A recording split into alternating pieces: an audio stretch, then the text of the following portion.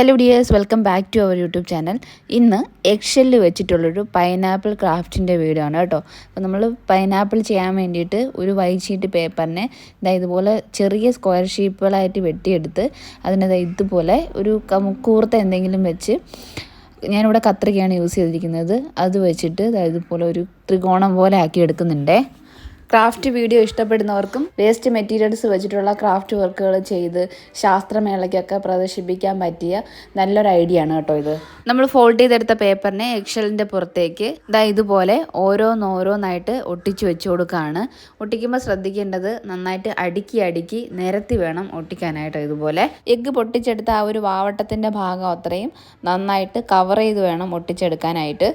അങ്ങനെ ആ ഒരു എഗ്ഷെല്ല് ഫുള്ളും ഇതുപോലെ നന്നായിട്ട് കവർ ചെയ്തെടുത്തതിന് ശേഷം ഒരു കട്ടിയുള്ള പേപ്പർ എടുത്തിട്ടുണ്ട്. ആ പേപ്പറിൻ്റെ പുറത്തേക്ക് നമ്മൾ ഇതുപോലെ ഒരു ചെടിയുടെ പടം വരച്ചു കൊടുക്കുകയാണ് കേട്ടോ. കുറച്ചുകൂടെ ചെറിയ ചെടി വരച്ചാൽ മതി കേട്ടോ. ഞാൻ ആവേശം കൊണ്ട് ഇത്തിരി വലുതാക്കി വരച്ചതാണ്. വരച്ചെടുത്തതിനെ ഇതുപോലെ കട്ട് ചെയ്തെടുത്തിട്ടുണ്ട്. നമ്മൾ ചെയ്തെടുക്കുന്നത് പൈനാപ്പിൾ ആയതുകൊണ്ടാണ് അതിൻ്റെ പുറത്ത് വെക്കാനുള്ള ഒരു ചെടിയുടെ മോഡൽ ഇത് കട്ട് ചെയ്തെടുത്തത് കേട്ടോ. അപ്പോൾ ഒരു എഗ്ഷെല്ലിൻ്റെ വലിപ്പത്തിനനുസരിച്ചുള്ള ചെടി വേണം നമ്മൾ കട്ട് ചെയ്തെടുക്കാനായിട്ട്. കട്ട് ചെയ്തെടുത്ത ആ ഒരു പേപ്പറിലേക്ക് നമ്മൾ നല്ലതായിട്ട് ഗ്രീൻ കളർ കൊടുത്തെടുക്കുകയാണ് ചെയ്യുന്നത്. കംപ്ലീറ്റ് ആയിട്ട് രണ്ട് സൈഡും ഗ്രീൻ കളർ കൊടുത്തെടുക്കുന്നുണ്ട്. അതുപോലെ തന്നെ നമ്മൾ പേപ്പർ ഒട്ടിച്ച എഗ്ഷെല്ല്, ഇപ്പോൾ ആ എഗ്ഷെല്ല് ഒരു പൈനാപ്പിൾ ആയിട്ടുണ്ട്.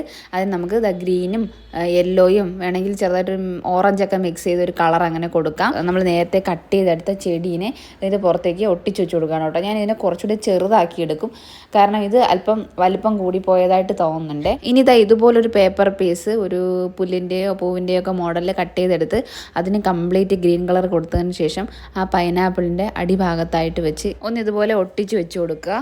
പൈനാപ്പിളിൻ്റെ പുറത്തുള്ള മുള്ളിൻ്റെ എൻഡിലായിട്ട് ഇതുപോലെ ബ്രൗൺ കളർ വെച്ച് ചെറിയ ഡോട്ട് ഇട്ട് കൊടുക്കുന്നുണ്ട്. കറക്റ്റ് ഒരു പൈനാപ്പിളിൻ്റെ മോഡലിൽ കിട്ടിയില്ലേ. ഇനി അതിനെ അങ്ങോട്ട് മാറ്റി വെച്ചിട്ട് നമ്മൾ വേറൊരു എഗ്ഷെല്ല് എടുത്തിട്ടുണ്ട്.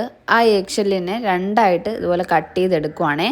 അതിലൊരു പീസിൻ്റെ മുകളിലായിട്ട് കുറച്ച് പേപ്പർ ഇതുപോലെ കോൺ പോലെ മടക്കി ഒരു ചെറിയ കോൺ ഉണ്ടാക്കി അതിൻ്റെ വാവട്ടത്തേക്ക് വെച്ച് ഇങ്ങനെ കവർ ചെയ്തൊന്ന് ഒട്ടിച്ച് വെക്കുന്നുണ്ട്. അതിനുശേഷം നമ്മൾ നേരത്തെ പേപ്പർ ഫോൾഡ് ചെയ്ത് കവർ ചെയ്തെടുത്തതുപോലെ ഇതുപോലെ ഫോൾഡ് ചെയ്ത് കവർ ചെയ്തെടുത്ത് ആ ഒരു എഗ്ഷെല്ലിൻ്റെ വാവട്ടത്തിനനുസരിച്ച് കട്ട് ചെയ്ത് ഇതുപോലെ കട്ടിയുള്ള പേപ്പർ വെച്ച് കൊടുക്കുന്നുണ്ട്, ഒട്ടിച്ച് വെച്ച് കൊടുക്കുന്നുണ്ട്.